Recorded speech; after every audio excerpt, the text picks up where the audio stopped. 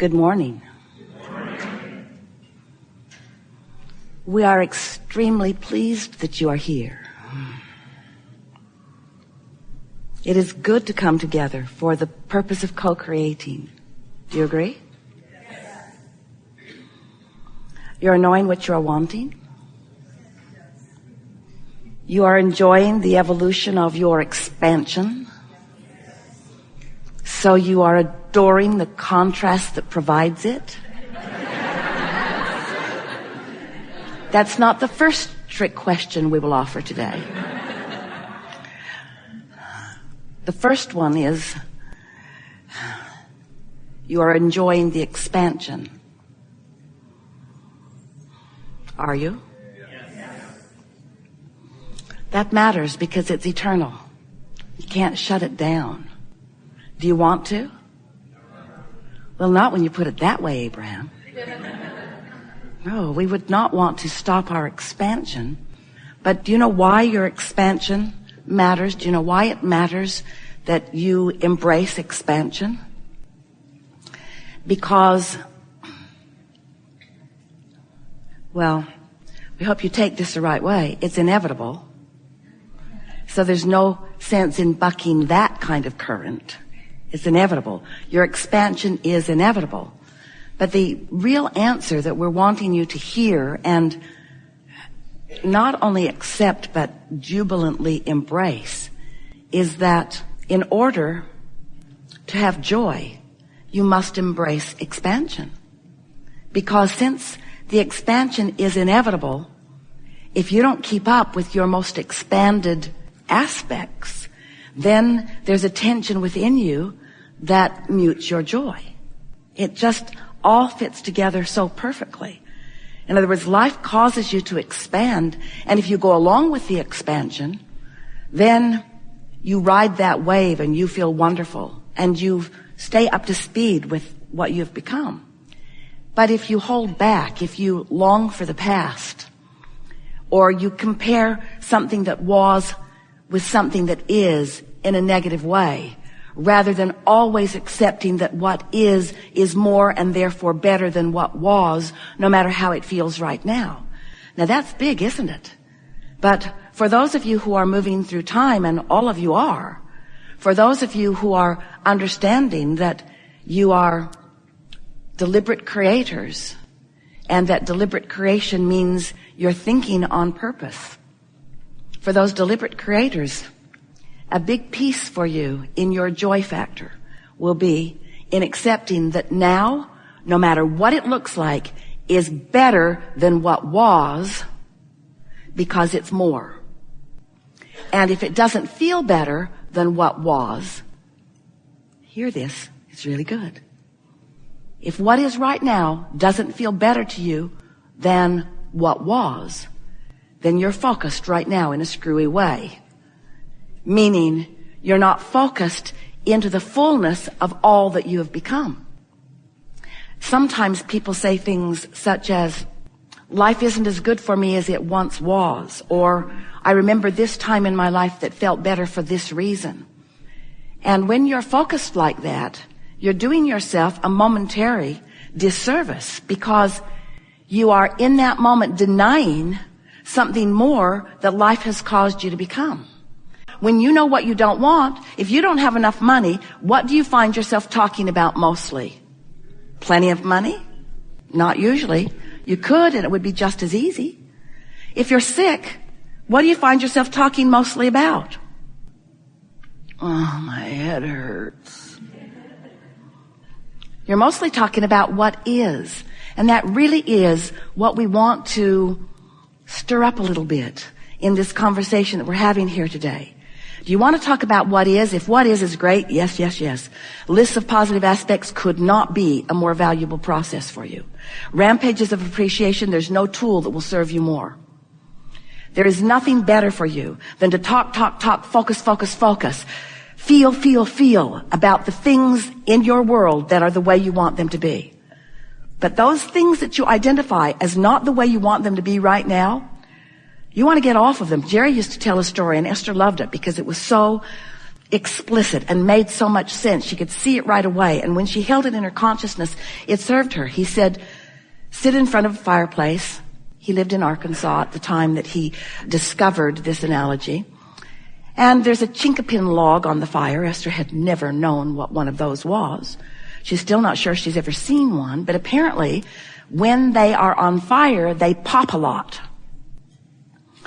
So they are shooting sparks off at whoever is nearby.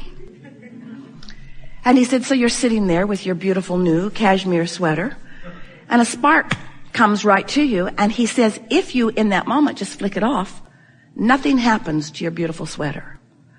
But if you're distracted and don't notice, and you allow it to linger, then there is a bigger impact on your sweater. And his analogy is, when the thought first comes, and it's small and insignificant, and you flick it off by choosing another thought, it's simple. But if you allow it to smolder, if you allow it to grow, if you engage in conversations with others about it, if you write it in your diary, if you blog about it, if you write home about it, if you call that friend who always wants to know what's going on, and you tell them what's going on. In other words, are you ready to let go of more of what is on your way to where you're going? When you're driving down the highway, and it's a beautiful day out there, and you have this magnificent windshield, you just washed it, the day is bright, you're looking out ahead, or do you have your windshield installed in your floorboards? Or do you spend all of your time looking in your rearview mirror?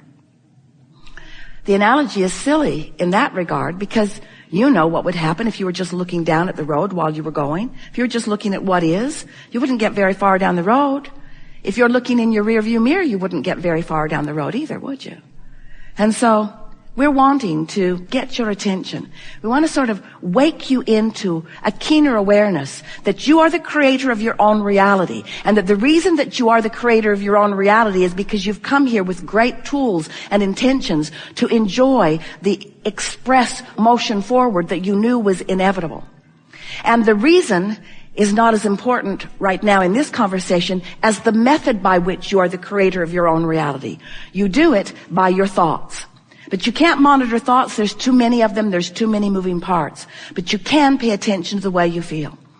And if you will leave this gathering today with one intention in mind, and that is you care about how you feel, and you understand that how you feel has relevance. It is strict relationship with the larger part of you. That when you feel negative emotion, it means one thing, and it means the same thing every time you feel it. No matter what the negative emotion is or how severe it is, it always means the same thing. The larger part of you has an opinion about the thing that you're feeling negative emotion about that is different.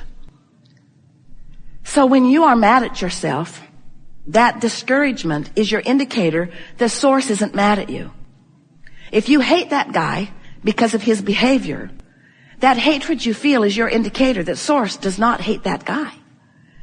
If you are feeling confusion, the confusion is your indicator that you are disallowing the clarity that would be available if you weren't focused in a way that is disallowing the clarity.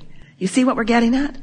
You have the ability to focus yourself into such alignment that you will be romping through life feeling as if you are on a sort of magic carpet ride, where everywhere you go, it feels as if, and it is exactly as if, an entourage has preceded you and smoothed out the bumps, because they know, we know who you are and what you want and where you are in relationship to what you want and what the path of least resistance is to get you from where you are to where you want to be.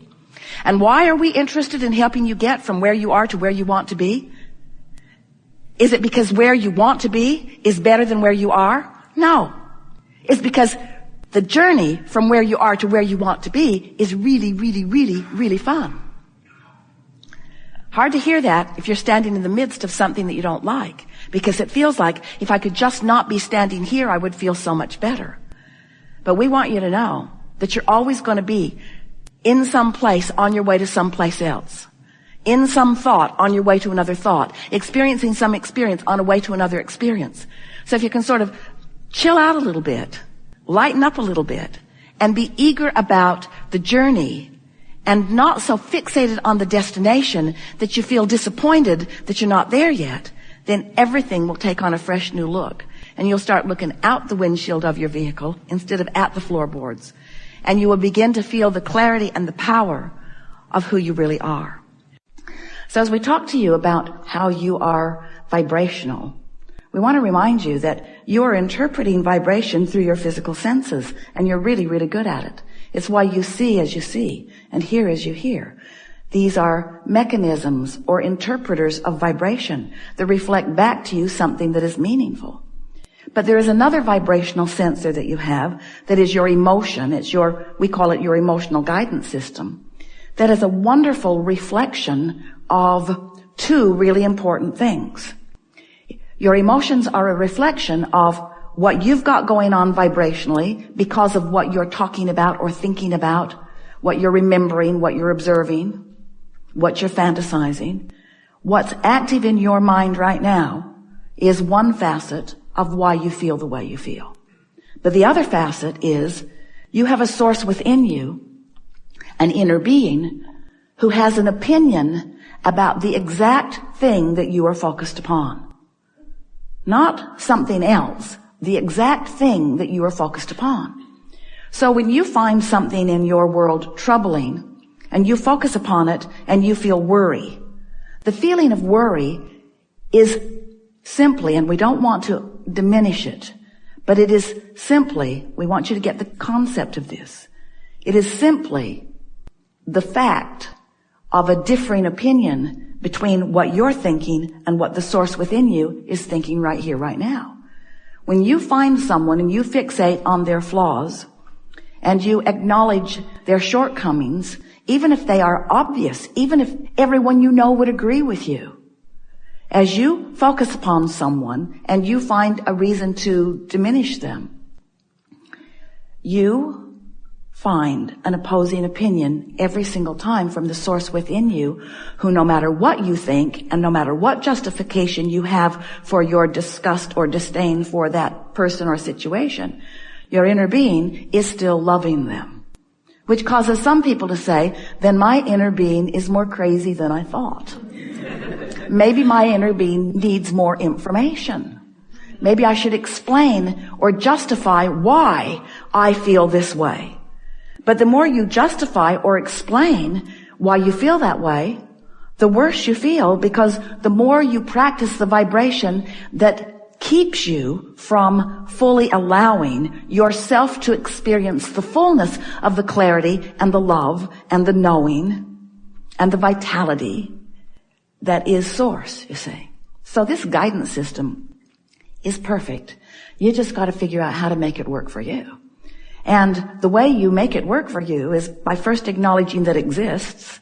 I have an inner being who offers a frequency, and when I offer a frequency, my frequency blends or doesn't. My frequency blends or resists. I'm up to speed with who I am, or I've got resistance in my vibration and I'm not up to speed with who I am. The better I feel, the more I'm blended. The worse I feel, the more I'm not blended. The better I feel, the more I'm tuned in, tapped in, turned on to the frequency of my source.